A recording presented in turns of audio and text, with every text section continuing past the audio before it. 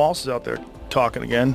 You say he could fight any Trump supporter? Yeah, he says he kicked their ass and they're scared of him because he could fix a truck. Joe Rogan just slammed Tim Walz for what he called a series of laughable lies, and he didn't hold back. After getting crushed in the election by Donald Trump, Walz has been scrambling, pulling out every desperate move he can to try and discredit the government. You fight it. And well, this I notion think of I could kick most of their ass. I do think that if they want to do it. I know I can outrun them, but I don't know if we're going to fall into that place where we want to. Okay, we challenge you to a WWE fight here type of thing. But surprise, surprise, his nonsense didn't go unnoticed. Enter Joe Rogan, who called him out without a shred of chill. Welcome to the channel.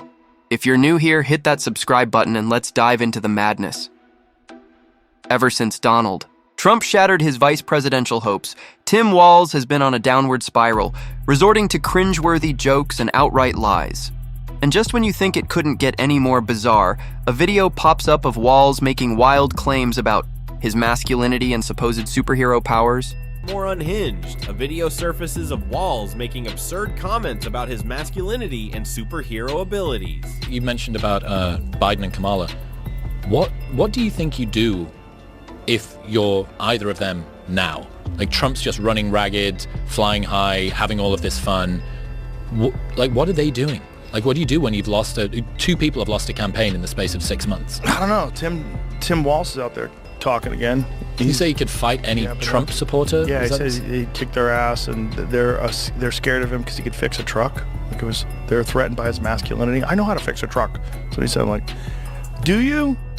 I bet you don't. The lady doth protest too much. I bet you don't. I fear. I bet if I bring a broken truck to you and a bag of tools, you're fucked. That was kind of the redress, right? That was the attempt. It was like, we're gonna the symbol of masculinity on the left is going to be Tim Walz. It was Aragon from Lord of the Rings, and Tim Walz. Yeah, it's so crazy. I think they're lost. I mean, they're also lost in that they can't control the narrative anymore. Now this is where things get truly bizarre. I'll show you the video where Tim Walz literally challenges a Republican to a fistfight, but first, let's talk about what's really happening here. The Democrats have completely lost control of the narrative, and without their usual stranglehold on the conversation, thanks to independent voices like Joe Rogan, they're floundering. That's exactly why Tim Walz is out here making these downright ridiculous statements. And if you're wondering what Walz actually said that set Joe Rogan off, here it is. Fight it. And well, this notion I think of I could kick most of their ass. I do think that if they want to do it. I know I can outrun them, but I don't know if we're going to fall into that place where we want to. Okay, we challenge you to a WWE fight here type of thing. There's a fine line between trying to be funny and completely losing the plot, and Tim Walz is way past that line. At this point, he's spiraling. Honestly, the Democrats might be better off handing the mic to AOC, Gavin Newsom, or heck, even Bernie Sanders. As for Minnesota, it seems like folks are counting down the days until they can politely show Walz the door, and maybe even throw a farewell party while they're at it. One Minnesotan put it bluntly. As a Minnesotan, I can confirm that myself and many others want him out so Minnesota can get back to normal. And it's not just Minnesotans hoping for a fresh start. Joe Rogan also weighed in, clearly relieved that the Walz-Kamala Harris dream team went down like a lead balloon. Is that Tim Walz-Cocker? If that guy got into power? Like, if Kamala died and Tim Walz, Tampon Tim, was our president, you know how crazy this country would be? That weirdo who puts tampons in the boys' room, and what about our joy? Like, he's a complete pathological liar. Like a complete liar. Lied about being in Tiananmen Square, lied about being a fucking head coach of a football team. At this point, it's honestly hard to say who's more out of touch, Tim Walz or Kamala Harris. Harris serves up word salads like it's an all-you-can-eat buffet, while Walz might not speak in gibberish, but he's definitely fluent in fiction. Remember, when he claimed to be a high school football coach during his 2018 gubernatorial campaign? Yeah, completely made up. And it didn't stop there. He also falsely claimed to have participated in the Tiananmen Square protests. Another bold-faced lie. At this rate, it's like Walz is auditioning for a lead role in some kind of political fan fiction. But believe it or not, that's not even the worst part. Lately, he's been embarrassing himself even more with some truly bizarre comments. This guy bugs me in a way that is probably unhealthy. And but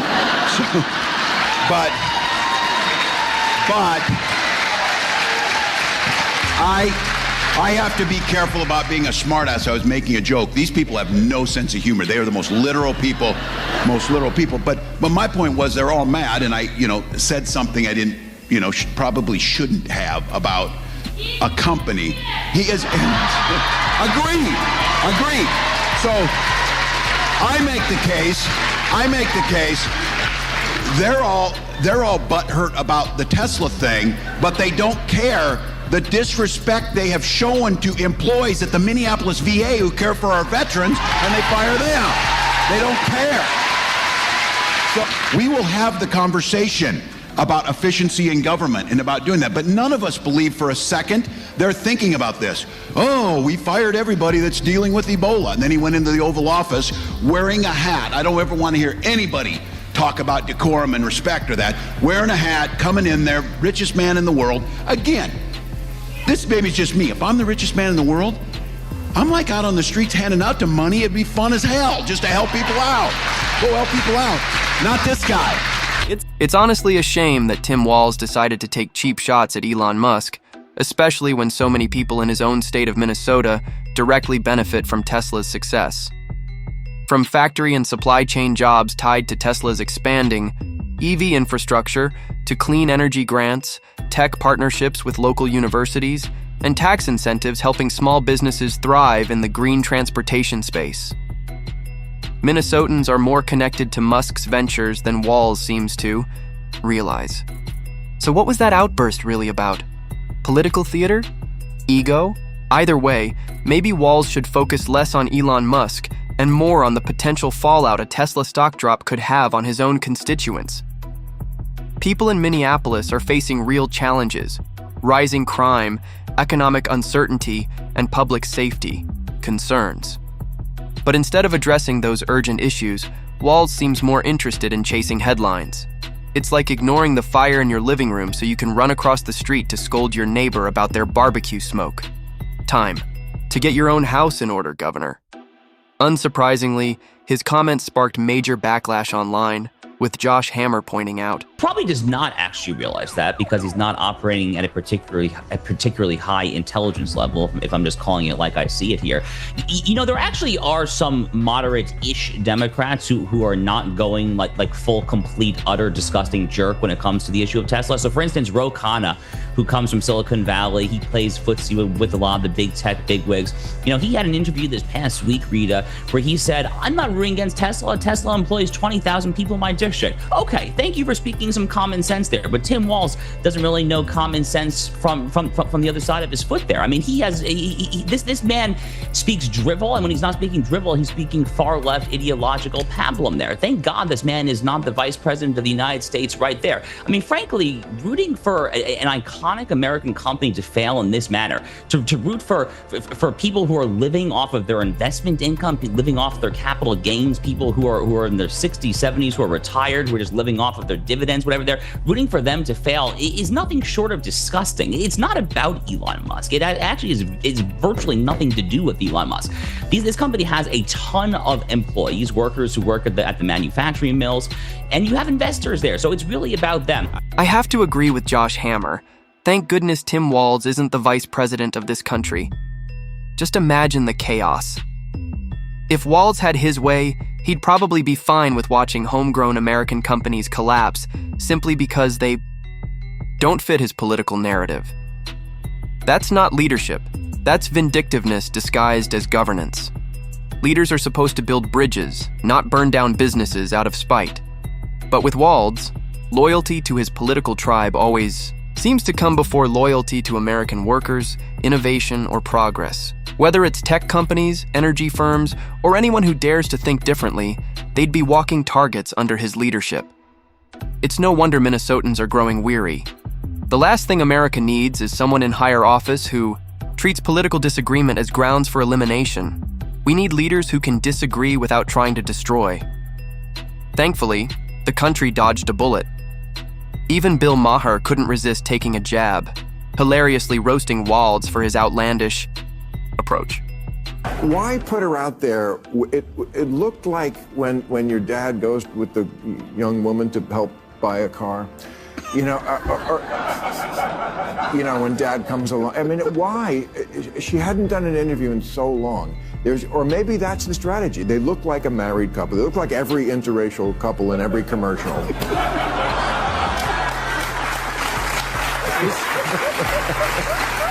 Maybe that's the, but they messed it up because they didn't do the optics right, because she looked like she was only 2 feet tall and he was up front looking like Frosty the Snowman. So it kind of failed, but I see what they were going for. Honestly, that's probably how we ended up with the Democrats floating a Tim Walz-Kamala Harris ticket, because I can't think of a single good reason these two should be anywhere near the top of a national ballot.